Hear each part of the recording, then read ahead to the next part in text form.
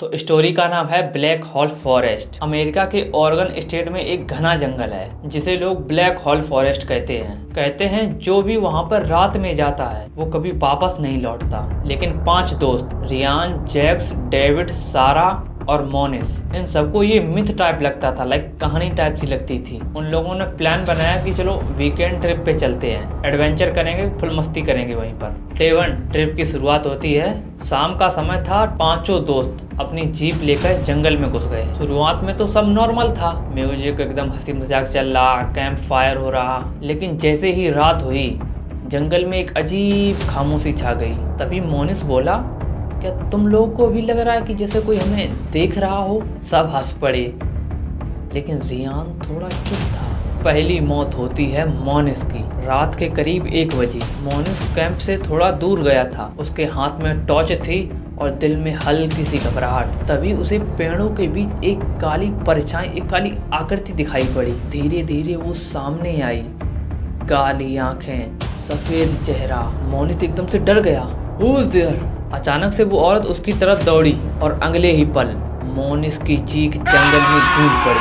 जब बाकी के लोग वहां पर पहुंचे तो मोनिस गायब था, बस खून के निशान पड़े थे। यानी कहने का मतलब है कि मोनिस की फील्डिंग लग चुकी थी। अब आती है दूसरी मौत की बारी डेविड की। लाइक जैसे डर का माहौल जो है एकदम शुरू हो चुका था। डेविड ने कहा कि मैं हेल्प के लिए जा रहा हूँ, शायद कोई जंगल में आसपास मिल ही जाए। उसने जीप उठाई और वो जंगल के बाहर जाने लगा। लेकिन कुछ ही मिनट बाद उसकी जीप सड़क के किनारे क्रैश्ड मिली, लाइक पलटी हुई। दरवाजा खुला था और डेविड गायब, और जीप के शीशे पर लिखा था यू कांट लीव। यानी कहने का मतलब है अब डेविड की भी फील्डिंग लग चुकी थी। अब तीसरी मौत की बारी आती है जैक्स की। अब सबको समझ में आ गया था कि भाई साहब ये कोई इंसान तो नहीं है, लाइक जैसे कोई घोस्ट वगैरह या कोई सोल वगैरह है। जैक्स डरकर जंगल में भागने लगा, लेकिन जितना वो भागता वो घबराहट के कारण उतना ही रास्ता भूलता चला जाता। हर पेड़ के पीछे वही काली औरत। थोड़ा और पास आई वो और अचानक से सब कुछ शांत हो गया और जैक्स भी गायब।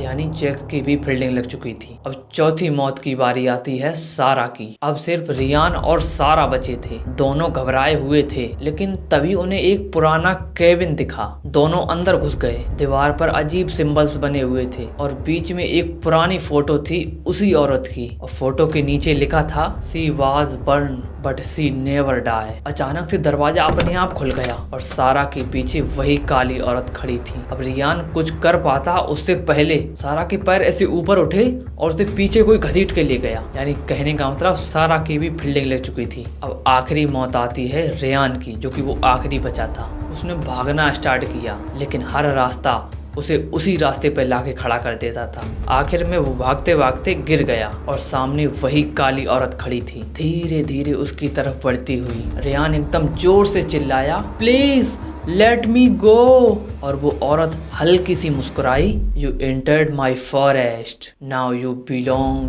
गो इट। और फिर उसके बाद रियान भी गायब, यानी वो उसकी भी फील्डिंग लग चुकी थी। अब पुलिस केस हुआ। जब अगले दिन 5 दोस्त वापस नहीं लौटे तो फिर उसके बाद पुलिस केस हुआ। पुलिस ने सर्च ऑपरेशन शुरू किया। पूरी फोर्स, ड्रोन और डॉग्स वगैरह सब कुछ लगा दिया गया, लेकिन टूटी हुई जीप और कैंप फायर के निशान मिली। ना कोई बॉडी, ना कोई एविडेंस। केस को ऑफिशियली डिक्लेयर किया गया। अनसॉल्व मिसिंग केस में केस को डाल दिया गया। लेकिन 2 साल बाद एक स्ट्रेंजर ने जंगल में वीडियो रिकॉर्ड किया। उसी वीडियो में 5 शैडो दिखाई थी और उनके पीछे वही काली औरत खड़ी थी। और आज भी ब्लैक होल फॉरेस्ट में रात को उन 5 दोस्तों की आवाज गूंजती है, हेल्प अस। और उनके पीछे वो अभी भी खड़ी है, अपने अगले शिकार का इंतजार करती हुई। अगर तुम लोग ऐसी और भी डरावनी और हॉरर स्टोरी देखना चाहते हो या ऐसे और मिसिंग केस देखना चाहते हो तो वीडियो को लाइक एंड चैनल को सब्सक्राइब कर देना। अगर तुम सच में डर गए हो तो एक कमेंट करके जरूर बताना। लेकिन सोचो, कहीं वो तुम्हें भी देख रही हो तो।